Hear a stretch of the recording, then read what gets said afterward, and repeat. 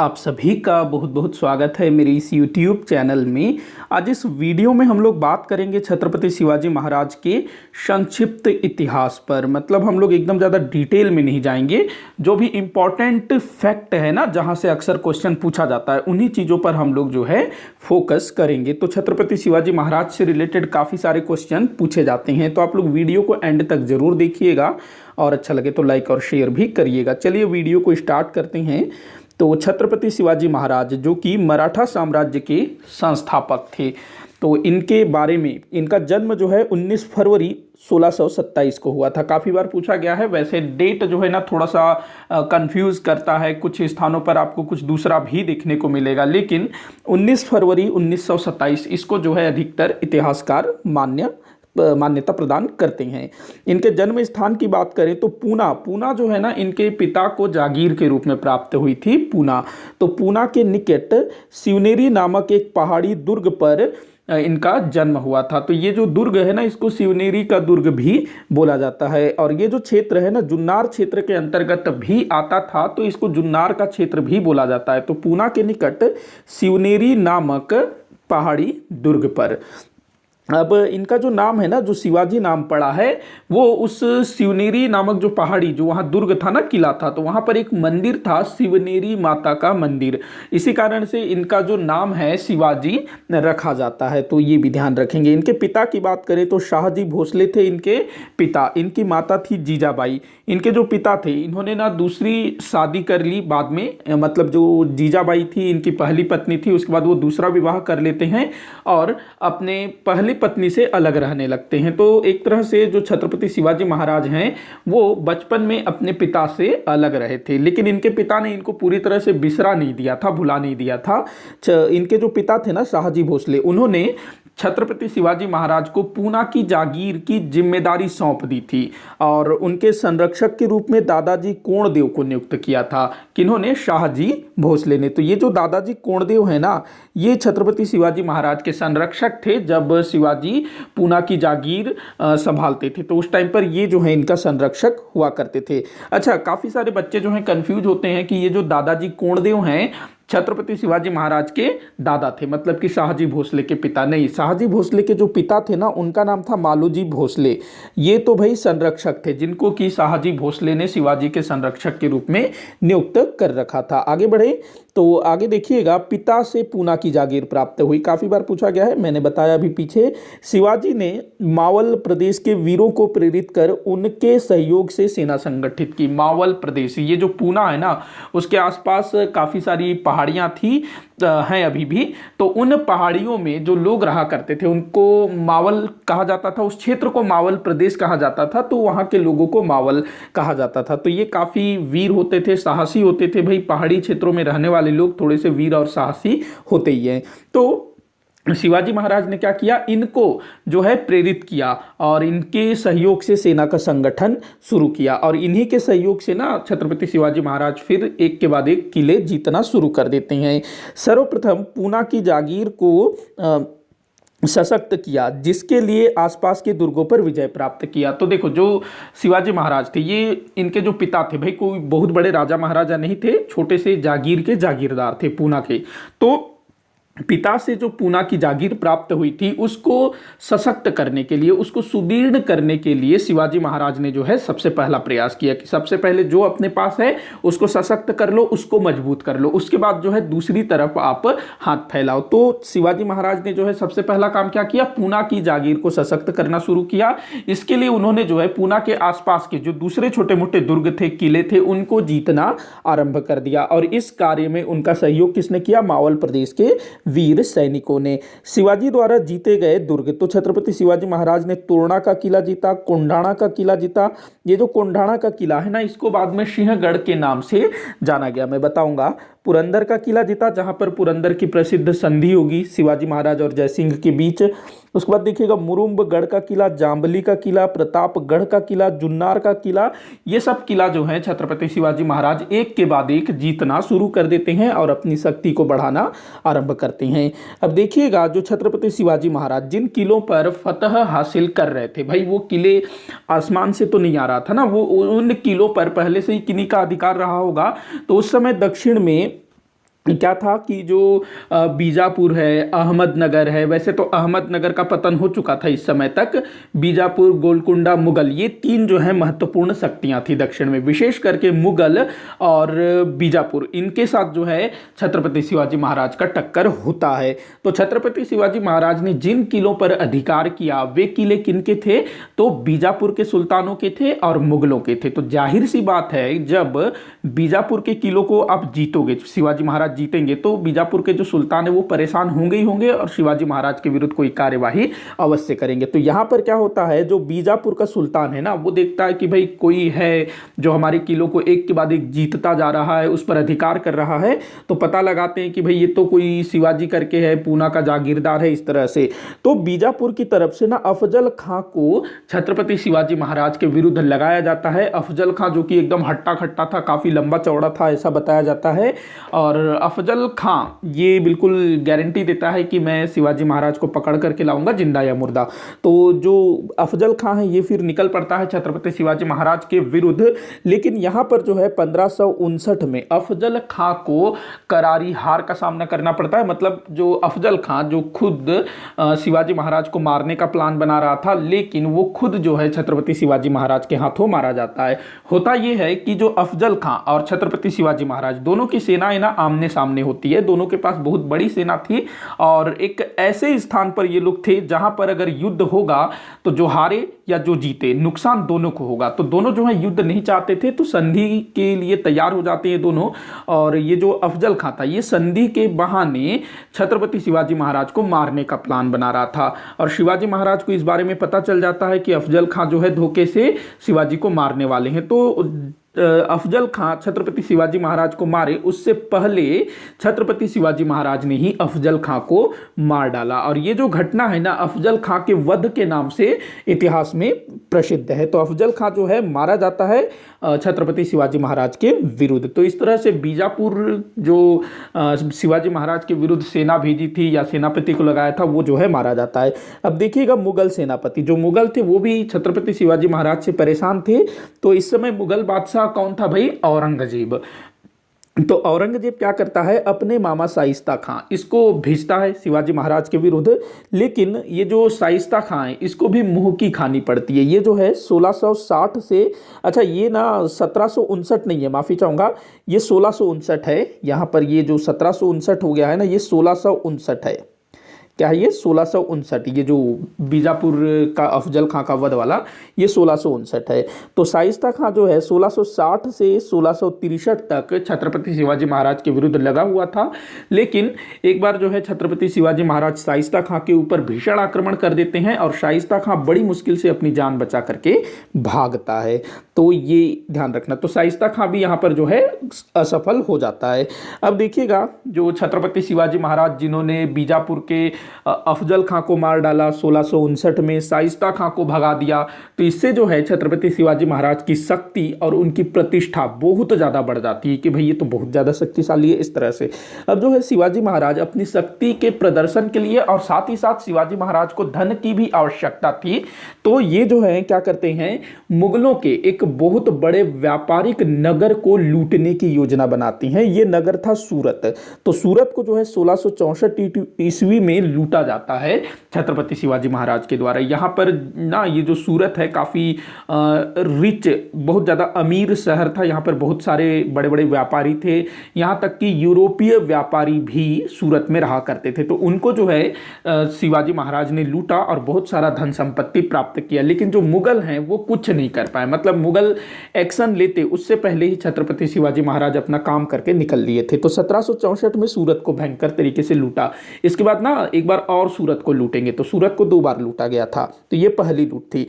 इसके बाद देखिएगा, जो मुगल भाई सूरत को लूटा गया, तो जो मुगल बादशाह था औरंगजेब, वो बड़ा परेशान हो गया। भाई शाइस्ता खां वो कुछ नहीं कर पाया।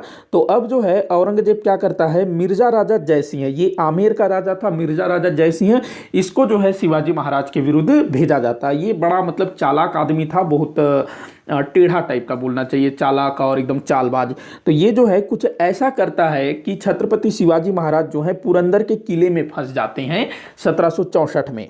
पुरंदर के किले में फंस जाते हैं और छत्रपति शिवाजी महाराज के पास कोई रास्ता नहीं होता है। मतलब वो या तो युद्ध करके अपने आप को खत्म कर दें, अपने लोगों को खत्म कर दें युद्ध करके, अगर वो जयसिंह से लड़ेंगे तो मारे जाएंगे, उनके लोग भी मारे जाएंगे, अगर बचना है तो संधि करना होगा। तो यहाँ पर छत्रपति शिवाजी महाराज क्या करते हैं, अपने लोगों की सुरक्षा के लिए क्या करते हैं, जयसिंह के सामने समझौता की शर्त को मान लेते हैं कि ठीक है हम लोग जो है समझौता कर लेते हैं। तो यहाँ पर जो है पुरंदर की संधि होती है कब, 1665 में। तो ध्यान रखना ये छत्रपति शिवाजी महाराज जो है अपने जो लोगों को बचाने के लिए यहाँ पर झुके थे मुगलों के समक्ष, नहीं तो वो तो भाई लड़ने भिड़ने को पूरी तरह से तैयार थे। क्योंकि जो जयसिंह था ना, अगर वो पुरंदर के किले पर अधिकार कर लेता तो जो बेकसूर लोग, जो सैनिक नहीं थे, जो वहां पर आसरा लिए हुए थे, उन सबको भी मरवा डालता। और शिवाजी महाराज ये नहीं चाहते थे, इसलिए वो जो है मुगलों के समक्ष झुक जाते हैं। तो पुरंदर की संधि काफी बार पूछा गया है, 1665 छत्रपति शिवाजी महाराज और जयसिंह के बीच। इसकी प्रमुख शर्तें क्या थी ये देख लेते हैं अब। तो प्रमुख शर्तें हैं, पहला है छत्रपति शिवाजी महाराज के पास 35 किले थे। ये वो 35 किले थे जो कि मुगलों से और बीजापुर से जीते हुए थे। तो इन 35 किलों में से ना 23 किले मुगलों को देने पड़ते हैं पुरंदर की संधि के तहत, और शेष 12 किले जो हैं छत्रपति शिवाजी महाराज के पास रहने दिया जाता है। ये जो 23 किले थे ये अधिक आय वाले किले थे। यहाँ से ना प्रत्येक वर्ष 4 लाख हुण आय प्राप्त होता था प्रति वर्ष 4 लाख हुण आय प्राप्त होता था प्रत्येक किले से। तो इस तरह के 23 किले जो है मुगल अपने अधिकार में ले लेते हैं। और दूसरी तरफ जो 12 किले थे ये मामूली आय वाले किले थे, 1 लाख हुण प्रति वर्ष आय वाले किले ये शिवाजी के पास थे। तो ये हुआ प्रथम शर्त। उस बाद देखिएगा दूसरा, छत्रपति शिवाजी महाराज को निजी उपस्थिति से बरी किया गया। देखो क्या होता था, मुगल जब भी किसी राजा को पराजित करते थे तो उस राजा को ना मुगल दरबार में उपस्थिति देनी होती थी, मुगल दरबार में हाजिरी देनी होती थी। तो औरंगजेब ने बोला कि ठीक है आप खुद मत आओ, आप अपने स्थान पर अपने बेटे को भेज दो। तो छत्रपति शिवाजी महाराज ने इस शर्त को भी स्वीकार कर लिया कि वो जो है अपने स्थान पर अपने बेटे को भेजेंगे। तो संभाजी को भेजना तय हुआ। और औरंगजेब ने ना, मतलब मुगलों ने संभाजी को, जो छत्रपति शिवाजी महाराज के बेटे थे, उनको 5000 का मनसब नियुक्त किया, 5000 का मनसबदार नियुक्त किया था, ये भी ध्यान रखेंगे। उसके बाद देखिएगा शिवाजी महाराज ने बीजापुर के विरुद्ध मुगलों का साथ देना स्वीकार किया। देखो क्या शर्त रखा गया कि छत्रपति शिवाजी महाराज मुगलों का साथ देंगे, किसके विरुद्ध, बीजापुर के विरुद्ध। जब मुगल बीजापुर के विरुद्ध आक्रमण करेंगे तो शिवाजी साथ देंगे। तो इस शर्त को भी छत्रपति शिवाजी महाराज ने स्वीकार कर लिया। चौथी शर्त थी कि यदि शिवाजी महाराज बीजापुर के क्षेत्रों को जीतते हैं तो वह उनके पास ही रहेंगे, बदले में मुगलों को कर देना होगा। अगर मान लो कि भविष्य में छत्रपति शिवाजी महाराज ने किसी बीजापुर राज्य के किसी भी किले को, किसी भी क्षेत्र को जीत लिया, तो वे किले जो हैं छत्रपति शिवाजी महाराज के पास रहेंगे, लेकिन इसके बदले में छत्रपति शिवाजी महाराज को मुगलों को कर देना होगा। तो इस शर्त को भी शिवाजी महाराज ने स्वीकार कर लिया। देखो ये छत्रपति शिवाजी महाराज की ना एक कूटनीतिक चाल थी कि भाई अभी हम कमजोर हैं, शत्रु जो है हमसे ज्यादा ताकतवर है, तो अभी शत्रु के सामने झुक जाओ तो शत्रु जो है हमारी तरफ से बिल्कुल निश्चिंत हो जाएगा, और हम जो है अपनी शक्ति को चुपके चुपके से बढ़ाएंगे, और जब हमारी शक्ति पूरी तरह से बढ़ जाएगी तो हम जो है शत्रु पर पलटवार करेंगे। तो ये छत्रपति शिवाजी महाराज की स्ट्रेटजी थी। अब देखिएगा छत्रपति शिवाजी महाराज जो है ना, जो मिर्जा राजा जयसिंह था उसके कहने पर आगरा आने को तैयार होते हैं। मतलब कि जो मिर्जा राजा जयसिंह है वो ना लोगों को अपनी बातों में फंसा लेता था। तो छत्रपति शिवाजी महाराज हालांकि फंसते नहीं है, लेकिन जो जयसिंह था वो बार बार बोलता था कि आप आगरा चलिए, औरंगजेब से मिलिए, औरंगजेब जो है अच्छा आदमी है, आपको बड़ा अच्छा लगेगा। तो छत्रपति शिवाजी महाराज के मन में आया कि चलो भाई देखते हैं आखिर कौन है मुगल बादशाह, कौन है औरंगजेब, क्या चीज़ है। तो जो शिवाजी महाराज हैं अपने बेटे संभाजी महाराज के साथ आगरा जाने को तैयार होते हैं। तो अब जो है शिवाजी का आगरा में वो पहुंचते हैं। इस समय राजधानी मुगलों की राजधानी दिल्ली थी, शाहजहानाबाद, लेकिन जो औरंगजेब था वो आगरा में था। तो यहाँ क्या होता है कि जो औरंगजेब है ना, वो छत्रपति शिवाजी महाराज के साथ बिल्कुल सामान्य व्यवहार करता है। सामान्य मतलब एक जैसे मामूली जो जागीरदार हैं उस तरह का व्यवहार करता है छत्रपति शिवाजी महाराज से। तो ये चीज़ जो है छत्रपति शिवाजी महाराज को बड़ा बेकार लगता है कि भाई मैं कोई छोटा मोटा जागीरदार नहीं हूँ, मैं जो हूँ अपने क्षेत्र का राजा हूँ, छत्रपति हूँ, और तुम जो है मेरे साथ ऐसा व्यवहार कर रहे हो। तो इस चीज़ का विरोध करते हैं कि मेरा यहाँ अपमान हो रहा है। और औरंगजेब जो है वो बोलता है कि मेरे ही दरबार में आकर के, मेरे ही राजधानी में आकर के तुम जो है मेरे ही खिलाफ बोल रहे हो, इसको गिरफ्तार कर लो। तो छत्रपति शिवाजी महाराज और संभाजी महाराज को गिरफ्तार कर लिया जाता है और उनको नज़रबंद कर दिया जाता है। लेकिन छत्रपति शिवाजी महाराज बाद में भाग निकलते हैं। अब देखिएगा, शिवाजी महाराज को जयसिंह के बेटे माँ ये जो है ना राम सिंह है, हाँ राम सिंह, जयसिंह के बेटे राम सिंह के निवास जयपुर महल में नज़रबंद करके रखा गया था। जयपुर महल ये आगरा में हुआ करता था, तो यहाँ पर जो है नज़रबंद करके रखा गया था। जो मिर्जा राजा जयसिंह है उसका बेटा था राम सिंह, उसके महल का नाम था जयपुर महल। तो वहाँ पर जो है छत्रपति शिवाजी महाराज और संभाजी महाराज को नज़रबंद करके रखा गया। लेकिन दोनों जो है ना पिता पुत्र, ये दोनों उस नज़रबंदी से भाग निकलने में कामयाब हो जाते हैं और क्या कर लेते हैं, वापस आ जाते हैं। आगरा से जो है वापस आ जाते हैं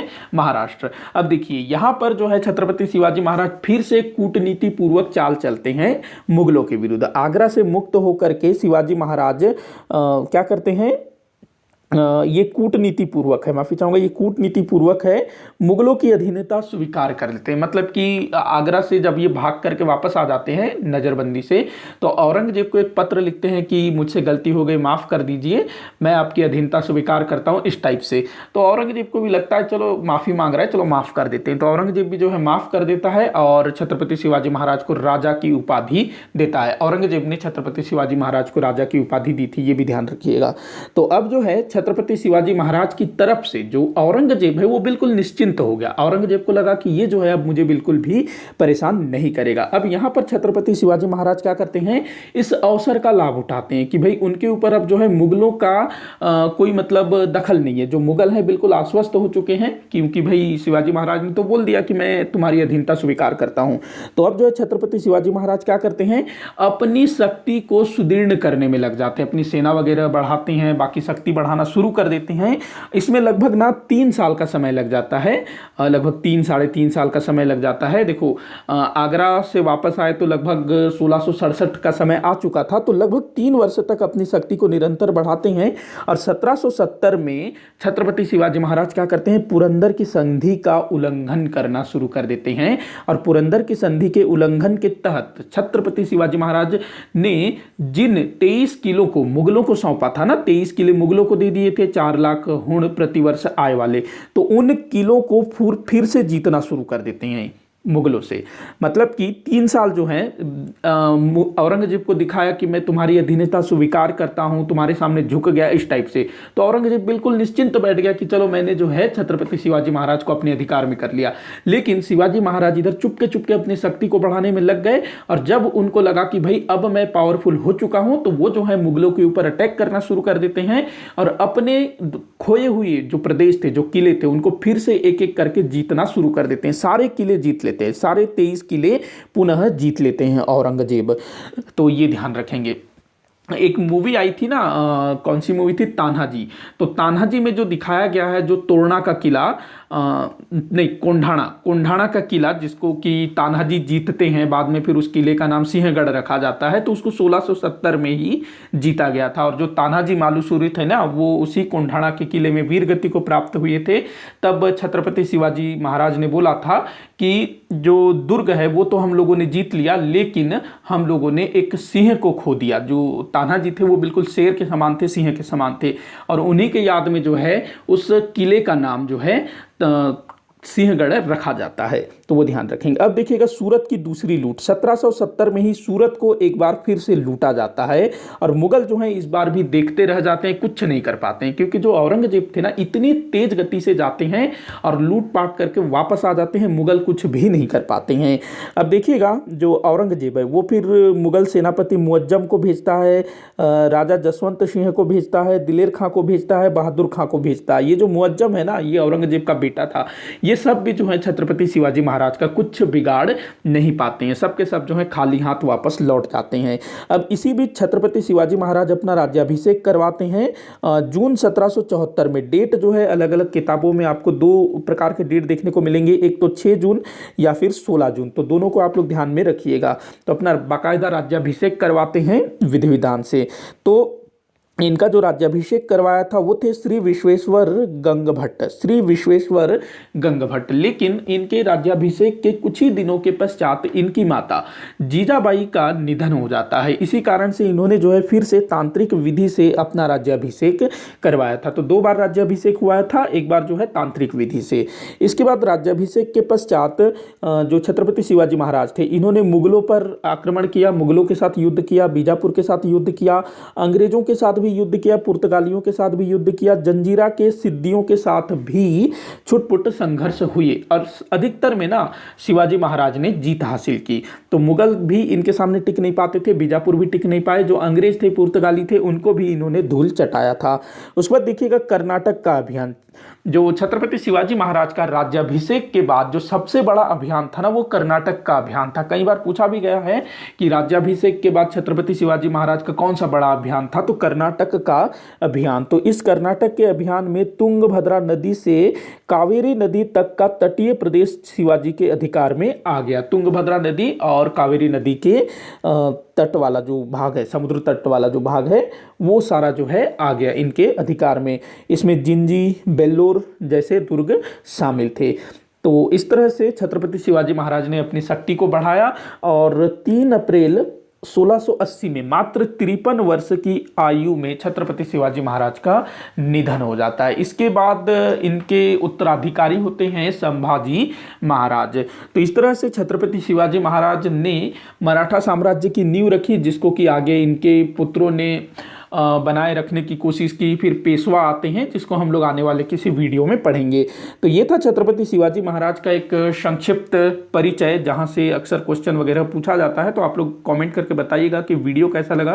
कोई भी डाउट हो तो ज़रूर बताइएगा ताकि मैं उसको सॉल्व कर सकूँ। वीडियो को जितना हो सके उतना आप शेयर करिएगा। वीडियो को आखिर तक देखने के लिए बहुत बहुत धन्यवाद।